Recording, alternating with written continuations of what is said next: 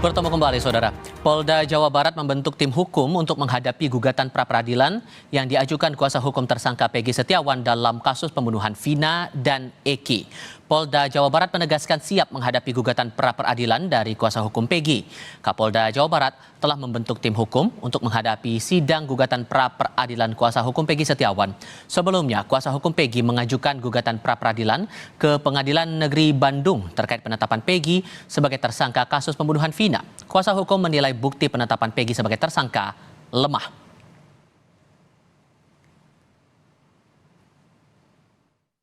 Pra-peradilan. Jadi tim pra-peradilan ini dibentuk tentunya untuk menghadapi gugatan permohonan pra-peradilan dari tersangka PS atau kuasa hukumnya, ya. Nah, sejauh ini Bapak Kapolda telah memerintahkan untuk membentuk tim tersebut dan sudah dibentuk. Tentu kami akan menyiapkan terkait gugatan permohonan pra-peradilan yang dilakukan. Tapi sampai saat ini, ya sampai siang hari tadi, kami dari Polda Jabar belum menerima rilas panggilan dari pengadilan. Pengadilan Negeri Bandung telah menerima pengajuan pra-peradilan tersangka Peggy Setiawan, tersangka kasus pembunuhan Vina dan Eki. Sidang perdana pra-peradilan Peggy dijadwalkan berlangsung pada Senin 24 Juni 2024 dengan hakim tunggal. Sidang perdana akan digelar secara terbuka dan berlangsung selama 7 hari.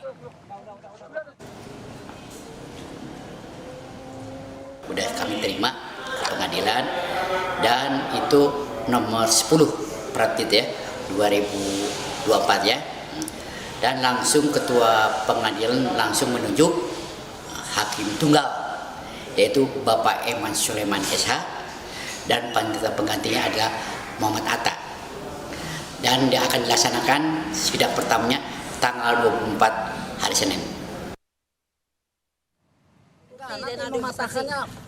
Di sisi lain, kemarin penyidik Ditkrimum Polda Jawa Barat melakukan pemeriksaan tambahan kepada Peggy Setiawan.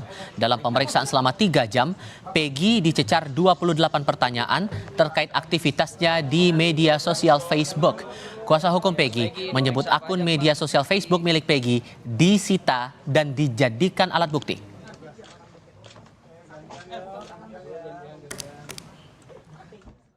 BAP ini fokus sekitar medsos, yang mana pada saat klien kami ditangkap itu HP-nya kan dirampas, ya disita lah gitu ya, disita. Mohon maaf saya ulangi, disita oleh pihak kepolisian, mungkin dijadikan barang bukti.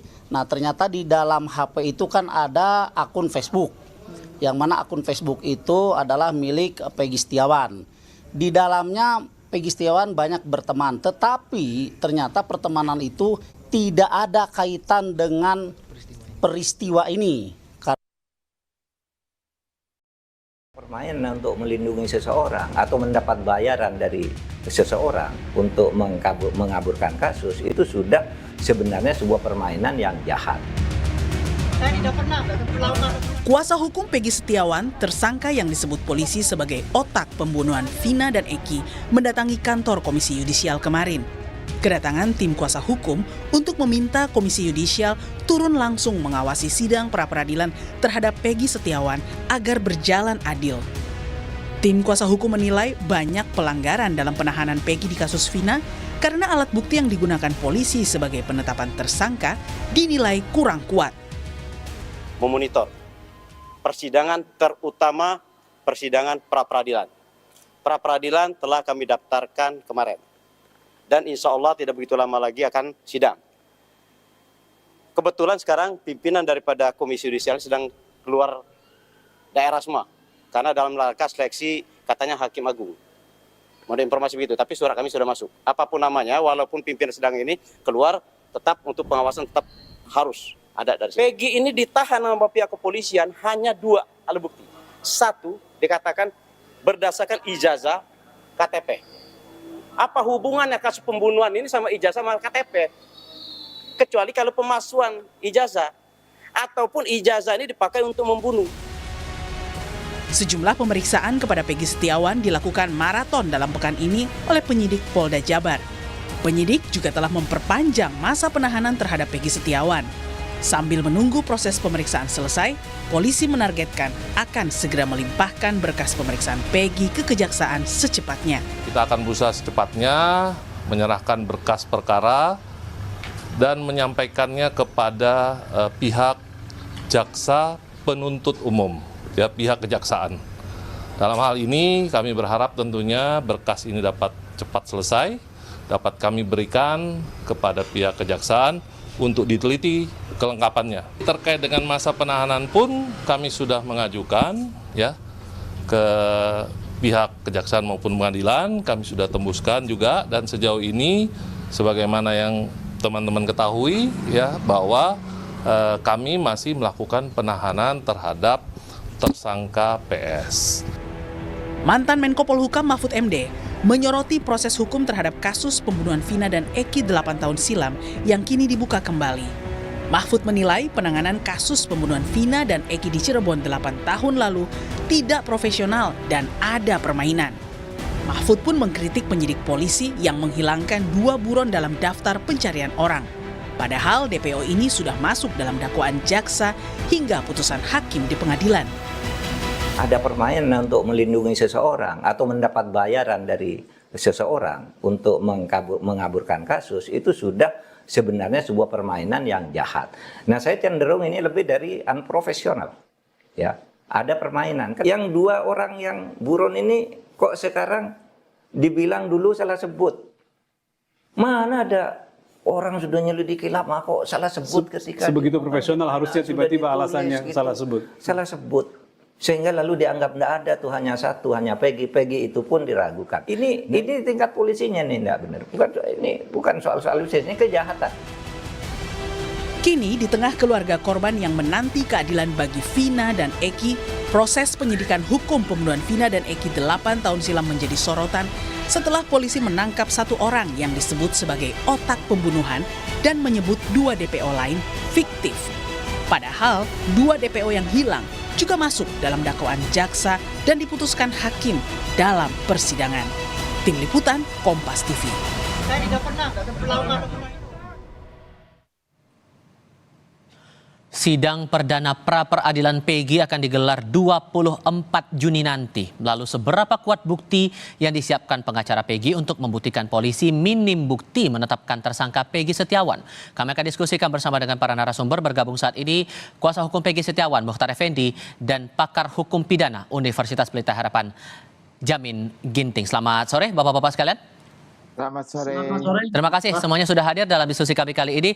Pak Mukhtar, soal pra-peradilan ini kan sebetulnya atas dasar pertanyaan dari tim kuasa hukum soal penetapan tersangka terhadap Peggy Setiawan ini. Jadi bukti apa yang bakal dibawa ke pengadilan nanti untuk menggugurkan status tersangka itu? Baik, selamat sore semuanya. Jadi dalam pra-peradilan ini memang substansinya adalah kami menyoroti tentang dasar ditetapkannya sebagai tersangka untuk PS klien kami. Karena kalau kita merujuk kepada peristiwa 2016, terutama di dalam fakta-fakta di persidangan, itu banyak sekali kejanggalan-kejanggalan yang kami temui setelah kami pelajari lebih mendalam. Nah, salah satu di antaranya adalah nama Peggy Setiawan pun Peggy alias Peron sebetulnya itu tidak satu orang pun para terpidana seumur hidup sekarang yang ada mendekam di rumah tahanan negara menyebutkan tentang keterlibatan Peggy alias Peron, apalagi Peggy Setiawan. Dan itu. Kemudian 2016 pun pihak polisi kan sudah mendatangi dan menggeledah rumahnya Peggy Setiawan di Kelurahan Kepompongan, Kecamatan Talun.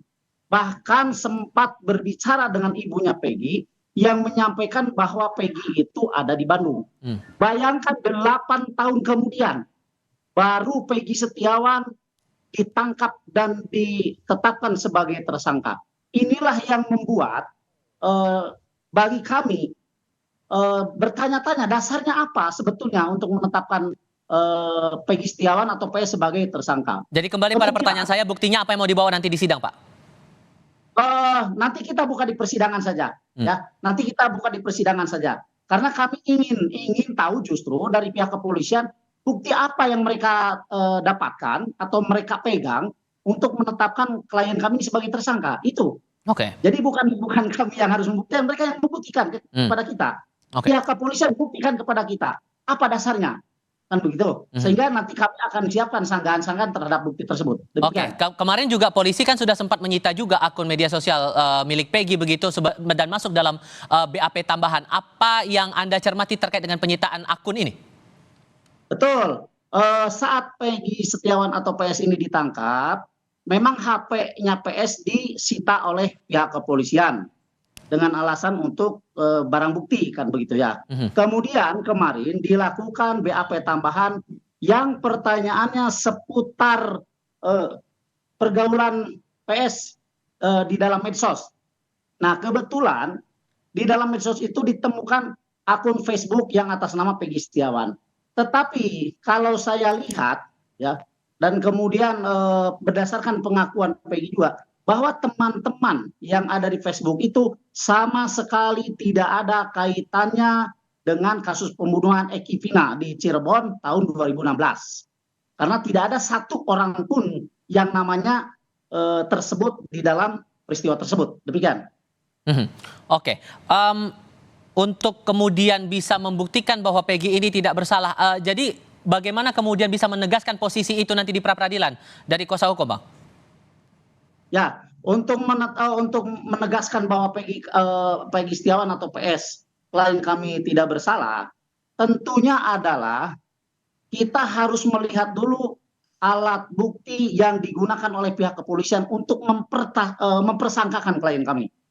Nah, itulah nanti yang akan dijadikan dasar oleh kami untuk memberikan sanggahan-sanggahan merujuk kepada peristiwa yang terjadi di tahun 2016, fakta-fakta di persidangan, kemudian 8 tahun setelah persidangan. Satu lagi yang ingin saya sampaikan. Kalau kita ingat, tanggal 11 Mei 2024, pihak kepolisian telah mendatangi Saka Tatal untuk memperlihatkan 3 foto. Ya, 3 foto. Yang di dalamnya adalah berisi para DPO. Dan itu, Saka Tatal menyebutkan tidak ada yang kenal satupun. Nah, boleh saya tambahin ya? Singkat saja. Ya, begitu tanggal 21 PS ditangkap, Saka Tatal membuat pernyataan di media bahwa foto yang ditunjukkan oleh pihak kepolisian tidak ada satupun yang sama dengan PS klien kami. Pertanyaannya, kalau memang polisi sudah mengantongi 3 foto, pertanyaannya nih, kenapa di tahun 2016 foto tersebut tidak dipampang sebagai gambar orang yang di DPO-kan? Malah justru gambar DPO-nya adalah gambar koboi yang memakai topi koboi itu. Demikian. Pak Jamin, soal proses pra-peradilan ini kita perlu paham dulu dasarnya. Jadi hal apa yang sebetulnya jadi poin penting dalam proses pra-peradilan itu? Ya, jadi inti dari proses pra-peradilan itu adalah orang-orang yang mengajukan itu merasa bahwa penetapan tersangkanya ini tidak sah. Itu dasarnya adalah putusan MK 21. Jadi kenapa penyidik menetapkan tersangka tanpa 2 alat bukti yang sah sebagaimana diatur dalam pasal 184. Ada bukti saksi kah, ada keterangan ahli kah, ada surat kah. Nah, para penggugat ini menyatakan penyidik tidak memiliki alat bukti yang cukup untuk menetapkan orang ini menjadi tersangka. Dan nanti harus dibuktikan di pengadilan. Apa bukti-bukti yang menetapkan tersangka terhadap Peggy ini? Nah, nanti kalau memang bukti yang sudah dipaparkan di pengadilan menunjukkan kalau kualitas alat bukti, ya minimum 2 alat bukti. Nah, tetapi walaupun secara jumlah cukup 2 alat bukti, tetapi bukti itu tidak sambung ya, tidak saling mendukung, tetapi berdiri sendiri di antara satu sama lain, maka itu tidak mempunyai kekuatan sebenarnya untuk menetapkan tersangka. Contoh, tadi dikatakan Peggy ini hanya dibuktikan dengan Facebook dan KTP. KTP dan Facebook itu tidak menunjukkan apa-apa. Yang menunjukkan perbuatan itu ada saksi yang melihat, mendengar, dan mengalami kalau Peggy ada di TKP. Dia ada bersama-sama dengan pelaku lain melakukan tindak pidana atau menyediakan alat untuk melakukan tindak pidana. Sehingga upaya dari tim kuasa hukum ini dirasa tepat menurut Anda untuk melakukan pra-peradilan? Oh, sangat tepat. Kalau kuasa hukum menyatakan kalau tidak ada saksi, ini kan tindak pidana material ya. Artinya ada korbannya langsung. Berarti dia harus bisa menunjukkan keterkaitan orang ini dengan orang yang melakukan pembunuhan itu. Apakah dia sebagai pembantu atau dia menyediakan alat untuk membantu orang melakukan kejahatan. Alatnya apa? Apakah pisau, apakah motor, atau kok dia pelakunya? Kalau dia pelakunya, siapa yang melihat dia melakukan perbuatan itu? Nah, ini kan pembunuhan. Jadi harus ditunjukkan bukti-bukti yang relevan. Jangan cuma Facebook sama KTP kalau benar kalau coba itu buktinya ya. Saya kira itu yang kurang tepat menurut saya. Kalau Anda membaca proses hukum yang berlangsung sekarang ini untuk bukti-bukti yang dipakai polisi sehingga menjatuhkan status tersangka terhadap Peggy Setiawan ini sudah kuat atau belum menurut Anda? Nah, jadi kalau berdasarkan putusan pengadilan yang sudah ingkrah yang disebutkan ada nama Peggy di situ, maka orang itu akan dihadirkan juga untuk menerangkan apa benar Peggy yang dia maksud itu adalah Peggy yang sekarang yang dijadikan tersangka. Bagaimana peran orang tersebut bersama-sama dengan pelaku tindak pidana lain. Kalau pelaku tindak pidana lain sama sekali tidak pernah melihat dan mengetahui, oh ini Peggy-nya salah Pak, bukan Peggy yang ini.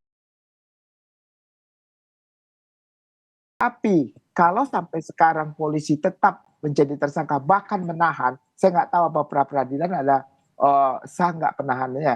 Nah, kalau sampai itu ditahan, berarti kan sudah ada alat buktinya yang menurut ya dalam tanda petik polisi mereka cukup kuat untuk menyatakan kalau ini adalah orang yang bersama-sama melakukan kejahatan. Dari pihak Polda Jawa Barat juga nih sudah menyiapkan tim hukum juga nih.